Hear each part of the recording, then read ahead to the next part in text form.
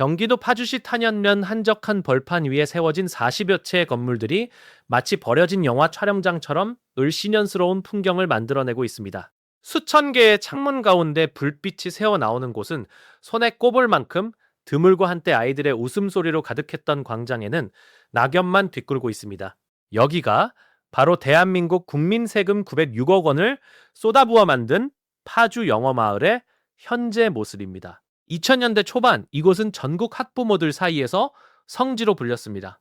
영어만 하면 성공하는 시대였고 해외 연수를 보내지 못하는 부모들에게 이곳은 유일한 희망이었습니다. 개원 첫 해에만 65만 명이 전국에서 몰려왔고 이 주일짜리 숙박 과정에 60만 원이라는 거금을 기꺼이 내놓던 시절이 분명히 있었습니다. 시작하기에 앞서 구독과 좋아요 눌러주시면 영상 제작에 큰 힘이 됩니다. 하지만 지금 이 자리에 서면 그때의 열기가 정말 존재했던 건지 의심이 들 정도입니다. 매년 10억 원에 가까운 적자가 쌓이고 있고 사실상 텅 빈 건물들을 관리하는 비용만으로 국민 혈세가 줄줄 새고 있습니다. 도대체 이 거대한 프로젝트는 왜 이렇게 처참하게 무너져 내렸을까요? 오늘 이 영상에서는 대한민국 영어마을의 탄생과 몰락 그리고 그 뒤에 남겨진 씁쓸한 진실을 낭낭이 파헤쳐 보겠습니다. 이야기의 시작은 1990년대 후반으로 거슬러 올라갑니다. 그 시절 온 나라가 외환 위기를 겪으면서 영어를 못하면 살아남지 못한다는 공포가 사회 전체를 짓눌렀습니다. 기업들은 채용 공고에 영어 점수를 내걸었고 부모들은 아이를 영어 학원에 보내지 못하면 뒤처진다는 불안감에 시달렸습니다. 바로 이 시기에 경기도지사로 취임한 한 정치인이 파격적인 공약을 내걸었습니다. 해외에 나가지 않아도 현지와 똑같은 환경에서 영어를 체험할 수 있는 마을을 만들겠다는 것이었습니다. 당시 이 공약은 사교육비에 허리가 휘 학부모들에게 단비 같은 소식이었고 언론은 앞다투어 이 소식을 보도했습니다.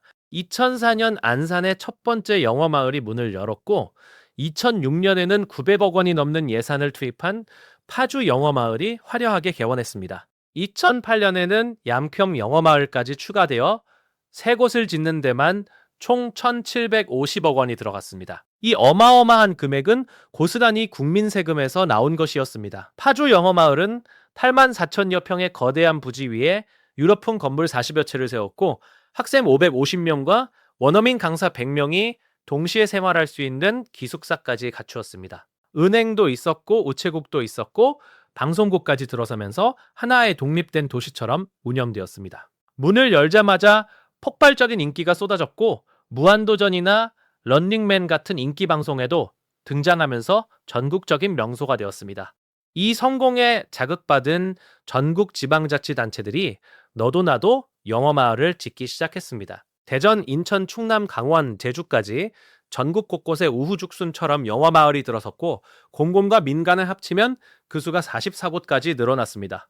하지만 이 무분별한 확장이 바로 비극의 씨앗이었습니다. 처음에는 신기하고 새로웠던 영어마을이 2번, 3번 가고 나니 더 이상 특별할 것이 없어졌습니다. 한 학부모는 당시 언론과의 인터뷰에서 이렇게 말했습니다. 한 번은 재미있었는데 2번째 가니까 아이가 또 가기 싫다고 하더라는 것이었습니다. 실제로 이 문제는 영어마을이 태생적으로 가지고 있던 치명적인 약점이었습니다. 영어마을의 본질은 체험이었지 교육이 아니었던 것입니다. 이 주일 동안 영어만 사용하는 환경에서 생활한다고 해서 영어 실력이 획기적으로 느는 것은 아니었습니다. 실력 향상이라는 실질적인 결과를 보여주지 못하는 이상 부모들이 계속해서 돈을 내고 아이를 보낼 이유가 없었습니다.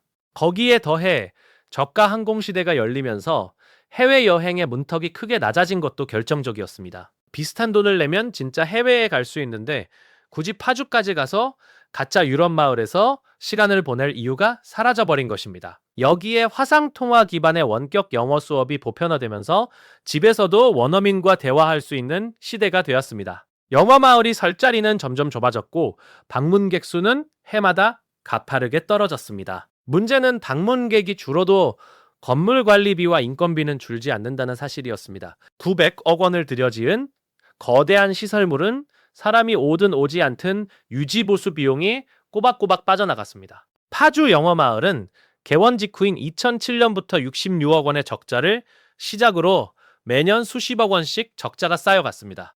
2008년 41억, 2009년 63억, 2010년 29억, 2011년 19억 원의 적자가 멈추지 않고 이어졌습니다. 가장 먼저 무릎을 꿇은 곳은 국내 1호 영어마을이었던 안산이었습니다.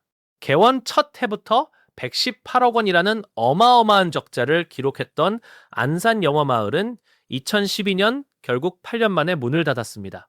안산만이 아니었습니다. 전국 28곳의 영어마을 가운데 11곳이 폐쇄되거나 용도가 변경되었습니다. 40%에 달하는 영어마을이 문을 닫고 다른 용도로 겨우 살아남은 것입니다. 대전 동구의 영어마을은 토지 매입비와 건축비 운영비를 합쳐 구 예산 100억 원이 넘게 투입되었지만 1년 반 넘게 문을 닫은 채 방치되었습니다.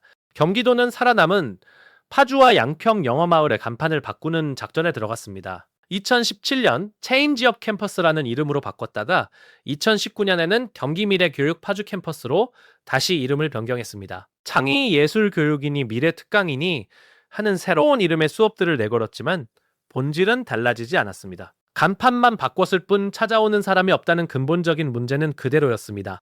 2025년 기준으로도 파주 영어마을의 적자는 9억 5,680만 원에 달했고 2026년 예산에서도 9억 5,480만 원의 적자가 예상된다는 총괄표가 버젓이 올라와 있습니다. 이 숫자가 의미하는 바를 한번 생각해보면 등골이 서늘해집니다. 수업료 수입으로는 전기세와 난방비조차 감당하지 못하는 건물들이 8만 4천 평의 땅 위에 덩그러니 서 있는 것입니다. 그렇다면 이 텅 빈 유럽풍 건물들은 지금 무엇으로 연명하고 있을까요?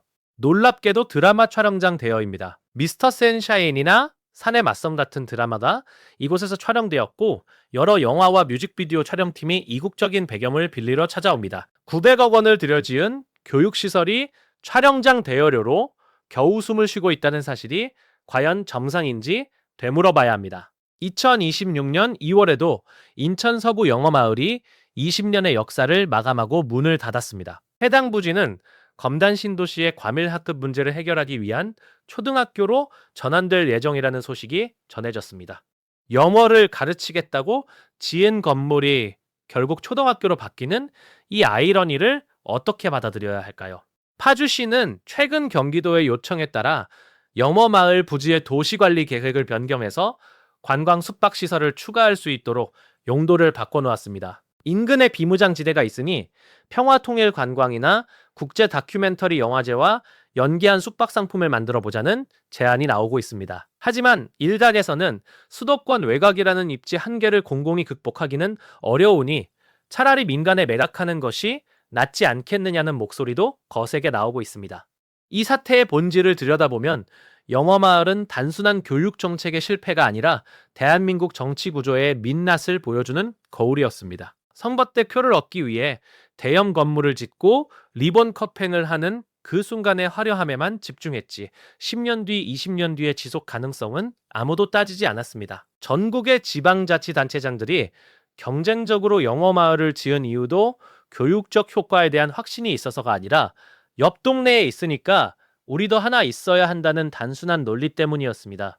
결국 1,750억 원이라는 천문학적인 세금이 전국의 영어마을에 뿌려졌고 그 돈은 텅 빈 건물과 끝나지 않는 적자라는 형태로 우리에게 되돌아왔습니다. 이것은 단지 과거의 이야기가 아닙니다. 지금 이 순간에도 어딘가에서는 비슷한 방식의 대형 사업이 선거 공약으로 포장되어 추진되고 있을지 모릅니다. 누군가의 공약이 화려할수록 그 뒤에 숨겨진 유지비와 적자의 그림자를 먼저 살펴봐야 한다는 것을 파주 벌판 위의 유럽풍 건물들이 차갑게 증명하고 있습니다. 결국 우리가 이 뼈아픈 실패에서 배워야 할 것은 하나입니다. 짓는 것보다 유지하는 것이 더 어렵고 시작하는 것보다 끝까지 책임지는 것이 더 중요하다는 평범하지만 무거운 진실입니다. 파주 영어마을의 유럽풍 건물들 사이로 부는 바람은 오늘도 우리에게 이 질문을 던지고 있습니다. 우리는 같은 실수를 반복하지 않을 수 있을까요?